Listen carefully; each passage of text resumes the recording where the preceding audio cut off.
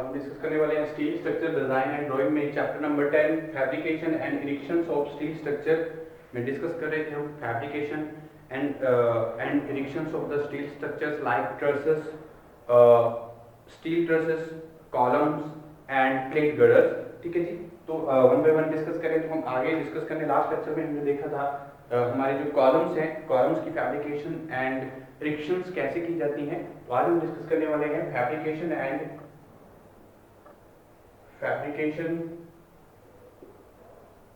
And erection of steel trusses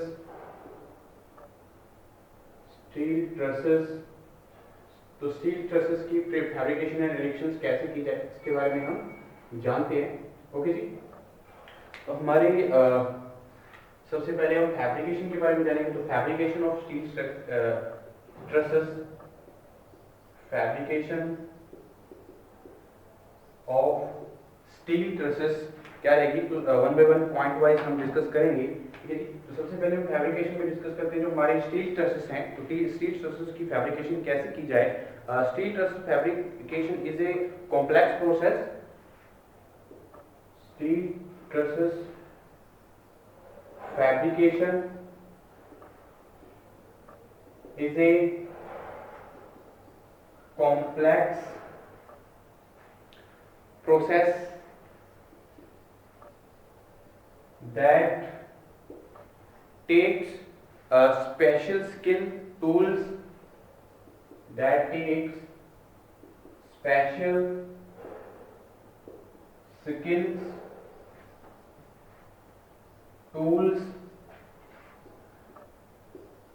and technique to form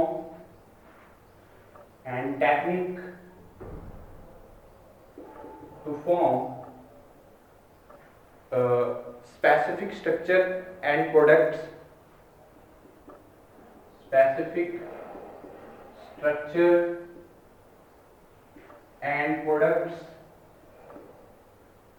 ठीक है जी। तो स्पेसिफिक स्ट्रक्चर्स एंड प्रोडक्ट्स को हमारी जो फैब्रिकेशंस है, हमारे एक स्पेसिफिक स्ट्रक्चर को कंस्ट्रक्ट करने के लिए, फैब्रिकेट करने के लिए, प्रोडक्ट्स को फैब्रिकेट करने के लिए स्टील ट्रसेस तो एक कंप्लीट कॉम्प्लेक्स प्रोसेस रहता है जिसमें हमें स्किल और एडवांस टेक्निक्स और स्पेशल टूल्स की जरूरत पड़ती है। ठीक है, और इंपॉर्टेंट फैब्रिकेशन प्रोसेस क्या रहते हैं, अगर हम देखें तो स्टील ट्रसेस के लिए कौन सी बातें जो है ध्यान में रखनी है। तो फैब्रिकेटर्स यूज सेवरल टूल्स,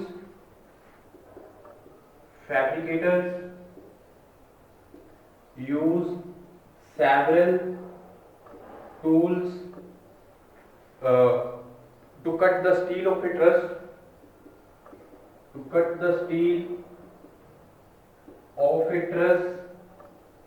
ठीक है जी। तो स्टील हमारे जो ट्रसेस हैं, तो ट्रसेस को कट करने के लिए हमारे पास सेवरल टूल्स की जरूरत पड़ती है एक फैब्रिकेटर को। तो इंक्लूडिंग हाई टेक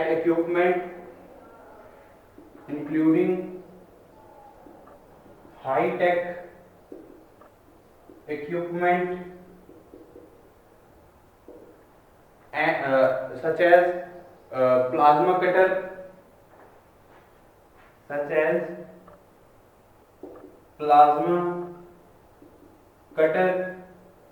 ठीक है जी। तो प्लाज्मा कटर स्पेशली जो हमारे हाई टेक्निक इक्विपमेंट हैं यूजेबल रहेंगे for the fabrication of several steel trusses. ठीक है जी। तो हमारे जो लेजर्स हैं and water jets, also use for this fabrication of the steels. ठीक है जी। और मेन इंपॉर्टेंट यूजेबल क्या रहेगा for the fabrication of the steel trusses, the metal fabricator punch holes, the metal fabricator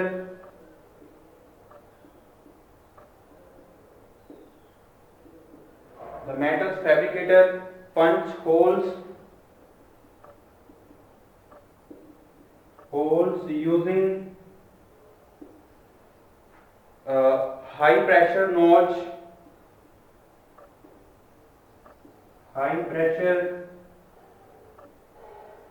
notch high pressure knobs की help से हम क्या करते हैं, मेटल फैब्रिकेटेड स्पंज यूज कर सकते हैं for the fabrication of the steel trusses.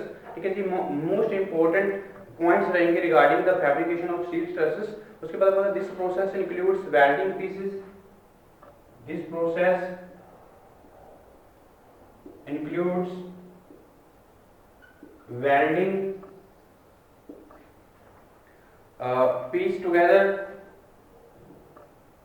pieces together and bringing the final product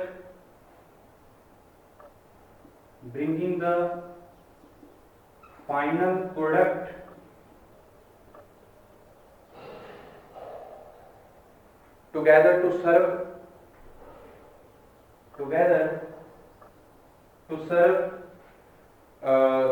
purpose of a truss, तो हमारे to serve its intended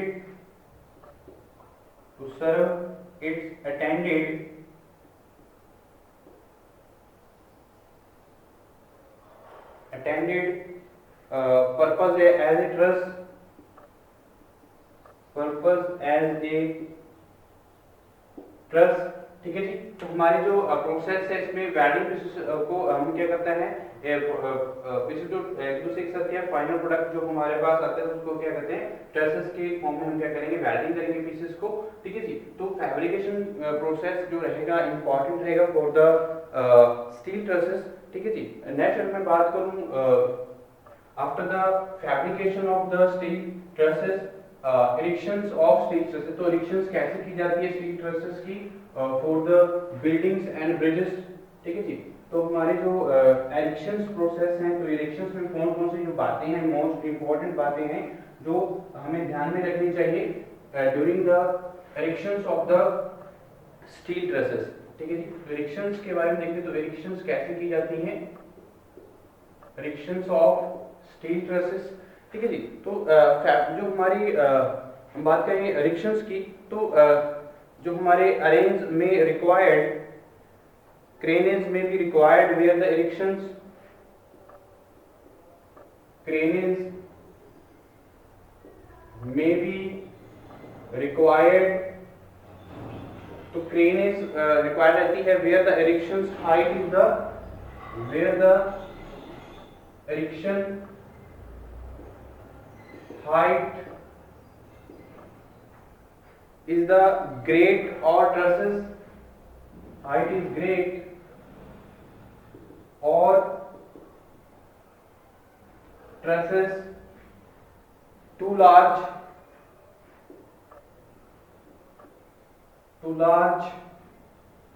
for manual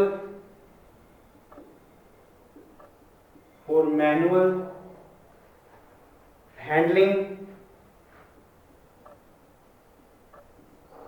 ठीक है जी। तो मैनुअल हैंडलिंग के लिए जो हमारे इरेक्शन प्रोसेस है उसमें क्रेनेस की जरूरत पड़ी है, क्रेन की जरूरत पड़ती है। अगर हमारे जो इरेक्शन हाइट है वो ज्यादा है, जब उसमें ट्रसेस जो है वो क्या है ज्यादा लार्ज है फॉर द हैंडलिंग के लिए।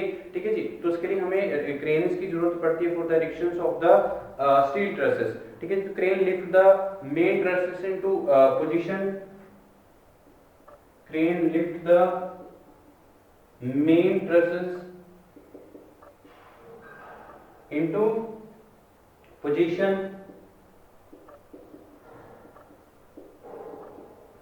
ठीक है जी। उसके बाद देखिए जो हमारे इरेक्शंस हैं, तो complete loading and installing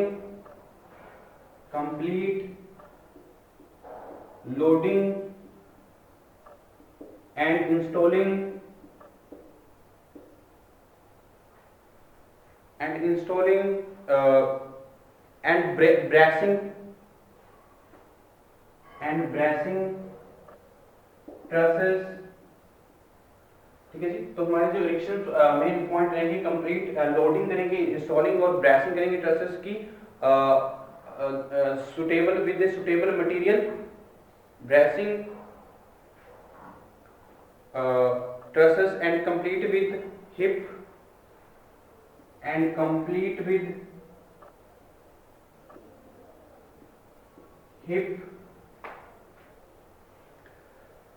and jack trusses as per and jack trusses as per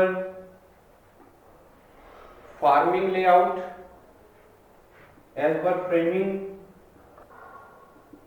layout। ठीक है जी। तो हमारी जो कंप्लीट लोडिंग और इंस्टॉलिंग है जब ब्रेसिंग की जाती है for the erections of the steel structures and complete with hip and the jack trusses. तो जैक ट्रसेस की एज पर द फ्रेमिंग लेआउट के अकॉर्डिंग हम क्या करते हैं, डन करते हैं। तो हमारी जो ट्रसेस की हैं, तो नेक्स्ट चैप्टर में इरेक्शंस की बात करूं, मोस्ट इंपोर्टेंट पॉइंट्स क्या रहेंगे for the erections of the steel trusses in manual lifting, in manual lifting use a minimum of 2 people, use a minimum of 2 people। तो 2 लोगों को मिनिमम हम यूज करेंगे फॉर मैनुअल हैंडलिंग। ठीक है, manual अगर हम क्या कर रहे हैं, लिफ्टिंग कर रहे हैं ट्रसेस की for the erections of the steel trusses. ठीक है जी। तो विद एंड जो हमारे जो हमारे मैनुअल लिफ्टिंग है, use a minimum 2 people, one at each end slide the trusses into the top plate and the stand into position। ठीक है जी। तो हमारी जो मैनुअल लिफ्टिंग है इंपॉर्टेंट रहेगी फॉर अगर हमारे पास क्रेन अवेलेबल नहीं है तो use a minimum 2 pupils, one at each end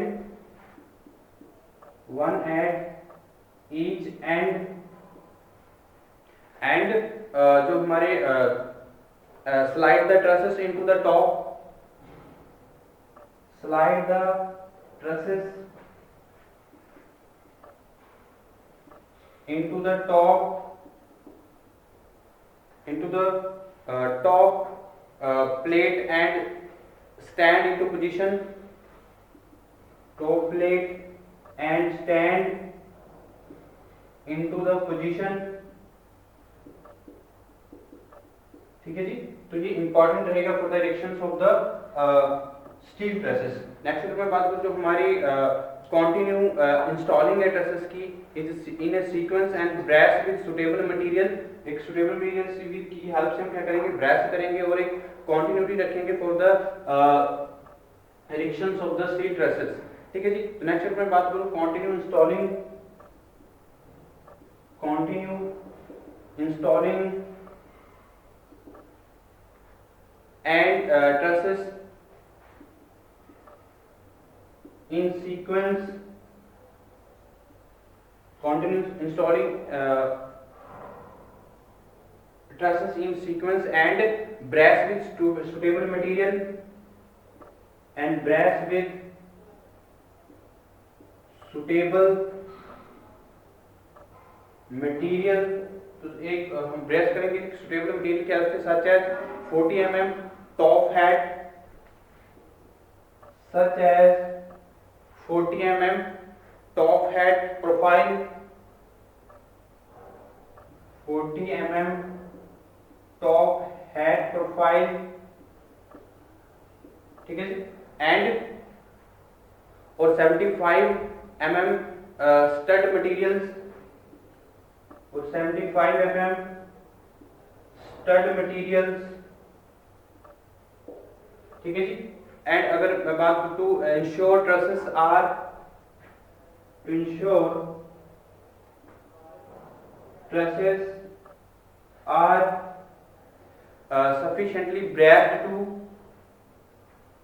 sufficiently braced to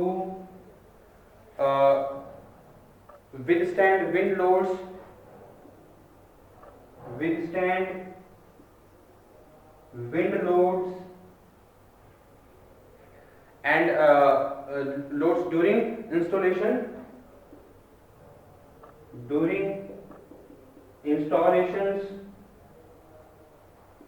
ठीक है जी। तो ये इंपॉर्टेंट पॉइंट्स रहेंगे regarding the erections of the steel trusses, fabrication and erections. तो सबसे पहले मैं इरेक्शंस की बात करता हूँ। Erections of the steel trusses की इरेक्शंस कैसे की जाती है, जो क्रेनेज में भी required where the erection height is great, जहां पे इरेक्शन हाइट ज्यादा रहती है तो हमें वहां पे क्रेन्स की जरूरत पड़ती है for the erection of the steel trusses, and जहां पे trusses is a too large for a manual handling, तो मैनुअल हैंडलिंग से हमारी जो है जहां पे सुटेबल नहीं रहती है for the erection of the steel trusses for the bridge and buildings, तो हमारी जो इरेक्शन प्रोसेस उसके लिए हमें क्रेनेज की जरूरत पड़ती है। और दूसरा नंबर में crane lift the main trusses in position, तो मेन ट्रसेस को क्या क्रेन हेल्पफुल रहेगी for the erection of the steel trusses to reach the at a suitable positions where the requirement of the steel trusses in the buildings and the bridge, ठीक है जी। तो अगर मैं बात करूं कंप्लीट लोडिंग और इंस्टॉलिंग की, तो कंप्लीट लोडिंग और इंस्टॉलिंग जो है इंपॉर्टेंट रहेगी हमारे स्टील ट्रसेस की कंप्लीट इंस्टॉलिंग करनी है हमने फॉर द इरेक्शन को लोडिंग करनी है और ब्रेसिंग करनी है हमारे विद सुटेबल मटेरियल, और एक सुटेबल मटेरियल की हेल्प से हम क्या करेंगे ब्रेसिंग करेंगे हमारे स्टील स्ट्रक्चर्स की, हमारे स्टील ट्रसेस की इनटू द स्टील स्ट्रक्चर्स, ठीक है जी। तो फ्रेमिंग लेआउट के अकॉर्डिंग हम क्या करेंगे जैक जो हमारे हिप एंड जैक ट्रसेस हैं उनका यूज करेंगे कंप्लीट। और अगर मैनुअल लिफ्टिंग की बात आती है तो मैनुअल लिफ्टिंग के थ्रू हम क्या करेंगे मिनिमम यूज दो पीपल्स की जरूरत पड़ेगी for the erection of the steel trusses for a manual handling, ठीक है जी। तो मैनुअल लिफ्टिंग के लिए हर एक एंड पे हमें 1 पर्सन चाहिए ताकि हम स्लाइड कर सके हम इजीली ट्रसेस को with into the top plate and stand into the position, उसको एक पोजीशंस पे क्या कर सके फिक्स कर सके और उसको ब्रेस कर सके with the help of the suitable material, ठीक है जी। और कंटिन्यू रखेंगे इंस्टॉलिंग विद ए सीक्वेंस, तो continuous installing trusses in a sequence is very important, and brace the trusses with a suitable material is very important for the erections of the steel trusses, ठीक है जी। तो ये आगे अगर मैं बात करूं 40 mm जो हमारे ब्रेसिंग की बात है 40 mm टॉप हेड प्रोफाइल हमें चाहिए और 75 mm stud materials to be ensure trusses are sufficiently braced to the withstand wind loads during installations। तो इंस्टॉलेशंस के टाइम पे हम क्या करेंगे जो इंपॉर्टेंट बातें रहेंगी ताकि विंड्स इफेक्ट्स ना आए हमारे जब हम इंस्टॉल कर रहे हैं, जब हम फैब्रिक इरेक्शंस कर रहे हैं हमारे स्टील ट्रसेस की, ठीक है जी। तो उस टाइम पे हमारे जो मोस्ट इंपॉर्टेंट पॉइंट्स रहेंगे रिगार्ड स्पेसिफिकेशंस रहेंगे ये इंपॉर्टेंट रहेंगे for the erections of the steel trusses. और फैब्रिकेशंस क्या रहेगी स्टील ट्रसेस की, तो steel trusses fabrication is complex process, एक कॉम्प्लेक्स प्रोसेस है फैब्रिकेशन स्टील ट्रसेस का, ठीक है। That takes special cares tools and advanced techniques to form a specific structure and products, ठीक है। एक स्पेसिफिक स्ट्रक्चर और प्रोडक्ट्स को बनाने के लिए हमें एक स्पेशल स्किल और टेक्निक की जरूरत पड़ती है और स्पेशल टूल्स की जरूरत पड़ती है जब हम फैब्रिकेशन करते हैं स्टील ट्रसेस की, ठीक है। तो फैब्रिकेशन के लिए एक कॉम्प्लेक्स प्रोसेस रहेगा, ठीक है। तो फैब्रिकेटर को यूज करते हैं सेवरल टूल्स यूज करने होते हैं for the cut off the steel of A truss, ठीक है। तो ट्रस के लिए स्टील को हम क्या करते हैं फैब्रिकेट करने के लिए बनाने के लिए हम क्या करेंगे वेरियस टूल्स यूज करने होते हैं फैब्रिकेटर द्वारा, ठीक है। तो हाई टेक्निक इक्विपमेंट यूज करते हैं, जैसे हम बात करें प्लाज्मा कटर की, लेजर्स की या वाटर जेट्स की, ये इंपॉर्टेंट रहते हैं for the fabrication of the steel trusses. तो metal fabricator punch holes using high precise pressure notch, तो हम हाई प्रेशर नॉच की हेल्प से हम क्या कर सकते हैं मेटल फैब्रिकेटर कर सकते हैं, पंच करते हैं अगर हम होल्स को, ठीक है। तो हम जो हमारे हाई प्रेशर नॉच है उनकी यूज करते हैं। दिस प्रोसेस फैब्रिकेशन जो प्रोसेस है इंक्लूड्स करता है वेल्डिंग पीसेस को भी एक दूसरे को जोड़ने के लिए, ठीक है। तो यानी कि bringing the final product together to serve its attended purpose as a truss, तो उसको एक पर्पस के लिए हम क्या करते हैं यूज फैब्रिकेट करते हैं ताकि एक हमारा जो रिक्वायर्ड प्रोडक्ट है एक रिक्वायर्ड ट्रसेस है उसको फैब्रिकेट किया जाए। तो main most important points regarding हमारे जो स्टील ट्रसेस के रहते हैं तो ये इंपॉर्टेंट रहता है, ठीक है जी। तो ये हमारा क्या था fabrication and erections of the steel trusses. तो लास्ट लेक्चर में हमने डिस्कस किया था fabrication and erections of the columns, ठीक है जी। तो नेक्स्ट लेक्चर में हम डिस्कस करने वाले हैं fabrication and erections of the steel girders. तो स्टील गर्डर्स को कैसे फैब्रिकेट किया जाता है, कैसे इरेक्शंस की जाती है, इसके बारे में भी जानेंगे हम, ठीक है। तो ये हमारा था इरेक्शंस। तो इरेक्शंस के लिए क्रेन की जरूरत पड़ती है जब हमारी जो इरेक्शंस करते हैं वहां पे हाइट जो है इरेक्शंस की बहुत ज्यादा रहती है और ट्रसेस टू लॉन्ग या टू लार्ज रहते हैं फॉर मैनुअल हैंडलिंग। तो वहाँ पे जहाँ पे मैनुअल हैंडलिंग सुटेबल नहीं है तो वहाँ पे हमें क्रेन लिफ्टिंग की जरूरत पड़ती है। तो क्रेन लिफ्टिंग के लिए क्रेन लिफ्टिंग क्या करती है, क्रेन से हम मेन ट्रसेस को क्या कर सकते हैं, पोजीशंस पे एक सुटेबल पोजीशंस पे क्या करेंगे, फिक्स करने के लिए हेल्पफुल रहेगी क्रेन्स। और मेन इंपॉर्टेंट अगर मैं बात करें ब्रेसिंग की, इंस्टॉलेशन की और हमारे लोडिंग की, ये इंपॉर्टेंट पॉइंट्स रहेंगे और वेरी केयरफुली हमने वन बाय वन जो स्टेप्स हम इन्वॉल्व रहते हैं for the erection of the steel trusses, बात ध्यान रखनी है लोडिंग की, इंस्टॉलिंग एंड ब्रेसिंग एक कंप्लीट हमने प्रोसेस जो है वो इन्वॉल्व रहता है for the erection of the steel trusses. Next lecture में हम डिस्कस करेंगे fabrication and erection of the steel girders.